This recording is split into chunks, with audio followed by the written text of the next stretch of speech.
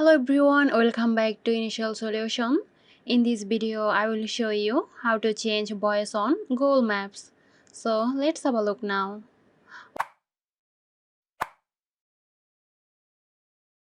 Open the Google Maps app. Now at the top right corner, you will see your profile icon.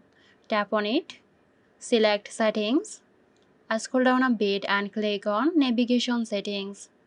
Then click on Voice Selection. Here pick the voice you want to hear from the list of suggested voices.